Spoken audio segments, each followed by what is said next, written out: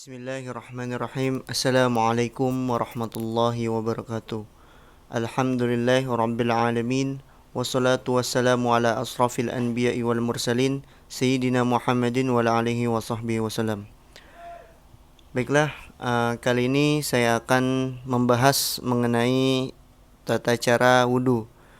Sebelumnya saya perkenalkan, nama saya Muhammad Al-Faris Iza Pratama, mahasiswa Universitas Pendidikan Indonesia, Prodi Ilmu Pendidikan Agama Islam.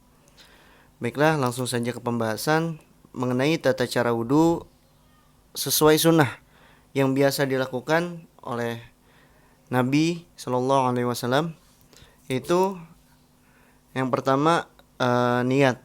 Niat itu tidak harus dilafazkan, tapi ada riwayat lain dari para ulama berpendapat boleh juga dilafazkan. Kenapa niat? Yaitu dalil yang pertama, innamal a'malu binniyat. Nah, sesungguhnya amal itu hendaknya dengan niat. Jadi setiap amalan yang akan kita lakukan, maka hendaknya kita lakukan dengan niat. Sama seperti wudu juga, karena ini amaliyah ibadah gitu yang biasa dilakukan oleh Nabi Shallallahu Alaihi Wasallam, maka sepantasnya kita untuk niat terlebih dahulu sebelum kita melaksanakan wudhu ini. Lalu yang kedua,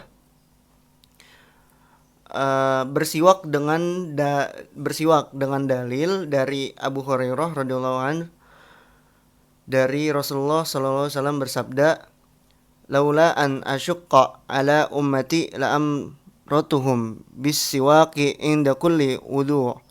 Kalau tidaklah akan menyusahkan umatku, pasti aku suruh mereka bersiwak atau menggosok gigi pada tiap-tiap wudhu. Nah, itu hadis riwayat Ahmad.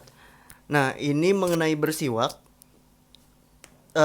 ini adalah suatu sunnah, bukan suatu kewajiban. Bisa dilihat dari bunyi hadisnya, kalau tidaklah akan menyusahkan umatku. Nah, di sini berarti Rasulullah itu tidak mau menyusahkan kita. Takutnya ada yang kita tahu sendiri, manusia itu imannya yang kadang naik kadang turun. Mungkin sudah merasakan gitu, kalau aduh ribet nih kalau mau sikat gigi dulu mau wudu. Nah, itu makanya tidak diwajibkan tapi dianjurkan oleh Rasulullah.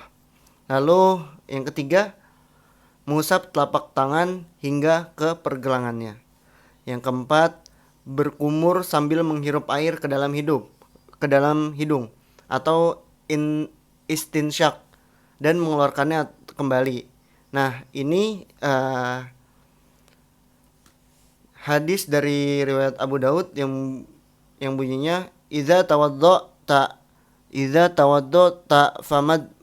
famadmid. Jika engkau ingin berwudu maka berkumur-kumurlah. Itu hadis riwayat Abu Daud nomor 144.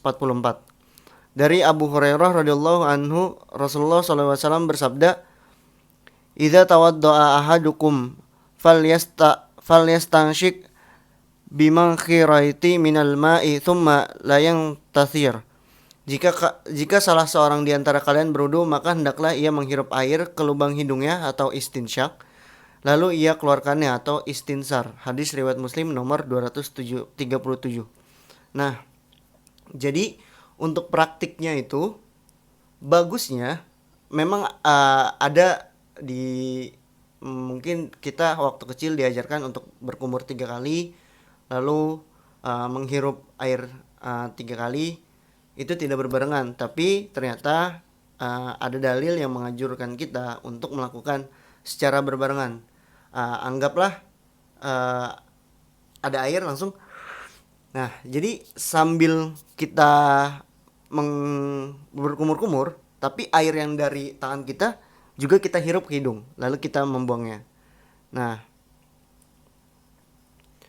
lalu yang kelima, membasuh muka. Yang keenam itu membasuh kedua tangan hingga ke siku. Yang ketujuh, mengusap sebagian kepala dan kedua telinganya. Nah, untuk ini dalilnya berbarengan ya. Hadis nomor 121. telah menceritakan kepada kami Ahmad bin Muhammad bin Hambal, telah menceritakan kepada kami Abu Al-Mughirah, telah menceritakan kepada kami Haris, telah menceritakan kepada saya Abdurrahman bin Maisarah Al-Hadrami. Saya telah mendengar Al-Mikdam bin Ma'di Qarib Al-Kindi berkata, dibawakan air wudhu kepada Rasulullah SAW. Lalu beliau pun berwudhu. Beliau membasuh kedua telapak tangannya 3 kali, kemudian berkumur dan beristinsyak 3 kali. Lalu membasuh wajahnya 3 kali, kemudian membasuh kedua lengannya 3 kali, lalu mengusap kepalanya dan kedua telinganya bagian luar dan dalamnya. Nah, faedah hadis di atas juga disyariatkan mengusap telinga bagian luar ya. Bagian luar dan dalam bersamaan dengan mengusap kepala. Jadi diambil airnya, kita usap sini, balikin ke sini, lalu balikin lagi ke rambut atas. Lanjut yang ke-8, yaitu membasuh kedua telapak kaki hingga mata kaki. Dalilnya yang digunakan berlandaskan dengan surah Al-Maidah ayat ke-6, yaitu ya ayyuhalladzina amanu idza qumtum ila sholati faghsilu wujuhakum wa aydiyakum ila marafiqi wal masahu biru'usikum wa arjulakum ilal ka'bain. Hai orang-orang yang beriman, apabila kamu hendak mengerjakan sholat, maka basuhlah mukamu dan tanganmu sampai dengan siku, dan sapulah kepalamu dan basuh kakimu sampai dengan kedua mata kaki. Surah Al-Maidah ayat 6. Nah, ini juga termasuk dalil yang nomor 5 sampai dengan nomor 8. Jadi itu juga ada dalilnya, yaitu kita berlandaskan dari surah Al-Maidah ayat ke-6. Lalu yang terakhir itu menertibkan rukun-rukunnya. Nah, maksudnya menertibkan rukun-rukun di atas itu yaitu sesuai dengan urutan kita berwudu. Jadi tidak ngacak. Misalkan bukan misalkan ya. Jadi urutannya sesuai gitu, dari niat, terus kalau mengikuti sunnah itu bersiwak terlebih dahulu, lalu membasuh telapak tangan sampai ke sini ya, pergelangan tangan, lalu berkumur sambil menghirup airnya atau istinsyak, lalu membasuh muka, lalu lanjut lagi membasuh kepala hingga sekaligus ke telinga, lalu membasuh kaki gitu. Nah, itu sesuai dengan urutan-urutannya.